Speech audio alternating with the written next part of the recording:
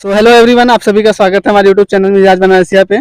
Previous video हम लोगों ने बीएचयू बीएड स्पेशल और एमएड के बारे में बनाया था, तो कई लोगों की डिमांड और कमेंट्स और ईमेल भी आए थे कि सर आप बीएचयू बीएड स्पेशल के कट ऑफ पर वीडियो बनाइए। तो हम लोगों ने आज फिर से वीडियो यही शूट किया है और हमारे साथ आज फिर एक बार हैं यासिका जी। आपका बहुत बहुत स्वागत है। Thank you Rajan ji.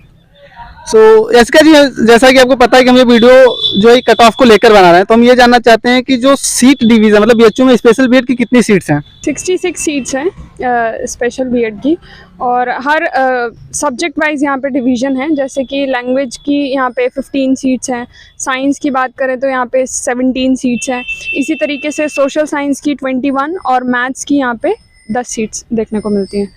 आपको कोई आइडिया है कि लास्ट ईयर जो कट ऑफ था अप्रॉक्सीमेटली, मतलब हाईएस्ट कितने मार्क्स थे किस सब्जेक्ट्स के, और लोएस्ट कितने मार्क्स मतलब कितने कट ऑफ में एडमिशन हुए थे, इसके कुछ आइडियाज़ हैं आपके पास?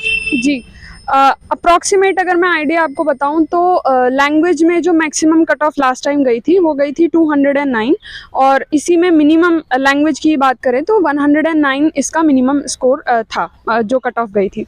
साइंस में 178 मैक्सिमम मार्क्स थे और लोएस्ट जो थे वो 90 थे। और सोशल साइंस की अगर हम बात करें तो यहाँ पे 248 मैक्सिमम मार्क्स थे और 88 मिनिमम मार्क्स थे। अगर मैथ सब्जेक्ट की मैं बात करूं तो 212 मैक्सिमम कट ऑफ गई थी और लोएस्ट एडमिशन्स हुए थे 121 मार्क्स पे। और यस्का जी, ये जो मतलब आपने कट ऑफ ही बताया, तो अप्रॉक्सीमेटली आपने बताया, और हम ये जानना चाहते हैं कि जो रैंक वगैरह डिसाइड होती है या फिर जो सिलेक्शन होता है वो कैसे होता है? ओवरऑल पूरे सब्जेक्ट्स को लेकर होता है या फिर सब्जेक्ट वाइज होता है? सब्जेक्ट वाइज होता है। यहाँ पे हर सब्जेक्ट में सीट्स जो होती हैं वहाँ पे आप देख लीजिए कि जनरल में किस तरीके से डिवीज़न है, एससी एसटी में, ओबीसी में, उस हिसाब से कैटेगरी वाइज यहाँ पे हर सब्जेक्ट का जो है सीट्स अलॉटमेंट होता है। इट मीन्स कि जैसे हम ये कह सकते हैं कि जो सबकी रैंक डिसाइड होती है तो वो सब्जेक्ट वाइज, जैसे अगर किसी ने साइंस के थ्रू अप्लाई किया तो उसकी अगर किसी ने साइंस में अप्लाई करा है तो उसकी हाईएस्ट जो रैंक आएगी वो साइंस में ही निकल कर आएगी। अगर किसी ने मैथ सब्जेक्ट के लिए अप्लाई करा है तो उसका जो रैंक आएगा वो मैथ सब्जेक्ट के लिए आएगा। ओवरऑल नहीं आता, ये सब्जेक्ट वाइज और कैटेगरी वाइज आता है। और यासिका जी, जैसे अब अभी तो हालांकि अप्रॉक्सीमेटली जो सीट्स हैं वो 66 और 70 के अराउंड आपने बताया है, तो इसमें जैसे कि पेड सीट वगैरह भी कुछ हैं? जी, यहाँ पे पेड सीट का भी सिस्टम है। अगर जो जनरल सीट्स हैं वो फिल हो जाती हैं तो उसके बाद पेड सीट्स हैं कुछ जो बीएचयू रिजर्व में रखता है, तो बाद में वो पेड सीट्स भी अलॉट करते हैं। और जैसे जी एक छोटा सा डाउट है, और आई थॉट मेरे दर्शकों को भी होगा, डाउट ये है कि जैसे आपने बताया कि सोशल साइंस में 88 मार्क्स पे लास्ट मतलब कट ऑफ में एडमिशन हुआ है, तो इतने कम मार्क्स पे बीएचयू जैसे इतने बड़े इंस्टीट्यूशन में एडमिशन लेना ये थोड़ा सा अजीब लग रहा है, तो इसके ये क्या है? मतलब ये तो देखिए बच्चों के ओवरऑल परफॉर्मेंस के ऊपर है, हर साल कट ऑफ घटती बढ़ती है, तो वो इस चीज़ पर डिपेंड करता है कि उस पर्टिकुलर ईयर में किस लेवल तक का मतलब सीट्स फिल हुई हैं या नहीं हुई हैं, वो सीट्स फिल होने के ऊपर होता है, तो उस हिसाब से कट ऑफ गिरती और बढ़ती है। और रिजर्वेशन पर भी डिपेंड करती हैं काफ़ी चीज़ें कि किस हिसाब से रिजर्वेशन प्रोसेस है एक यूनिवर्सिटी का। अच्छा, और ये बीएचयू में जैसे कितने तरह के रिजर्वेशंस हैं? जैसे ये तो अभी हालांकि गवर्नमेंट ने ईडब्ल्यूएस लाया है, तो एक ये रिजर्वेशन हो गया, और एक एससी एसटी और ओबीसी जो चल रहे हैं वो तो है ही, उसके बाद और भी कोई रिजर्वेशन जो यहाँ पर हो? हाँ, यहाँ पे फिज़िकली जो डिसेबल्ड हैं या फिर जैसे हमारे कॉलेज में ही है कि हाँ विजुअली इम्पेयर्ड है, हियरिंग इम्पेयर्ड है, तो इस तरीके की जितनी भी डिसेबिलिटीज़ हैं उनके लिए भी आपको एक तरीके का रिजर्वेशन यहाँ पे मिलेगा।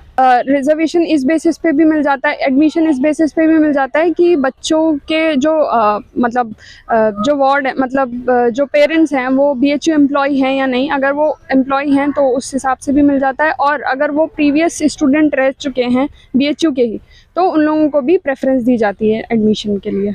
दोस्तों, मतलब जैसा कि अभी यासिका जी ने कहा कि अगर कोई बीएचयू एम्प्लॉयज़ के थ्रू आता है, मतलब किसी के पेरेंट्स अगर बीएचयू एम्प्लॉयज़ में हैं तो उनको एक रिजर्वेशन अलग से दिया जाता है, और अगर आप प्रीवियस स्टूडेंट है, इट मीन्स आपने बीएचयू से कोई प्रीवियस कोर्स कर रखा है, तो आपको भी अलग से कुछ 5-10% की छूट मिलती है।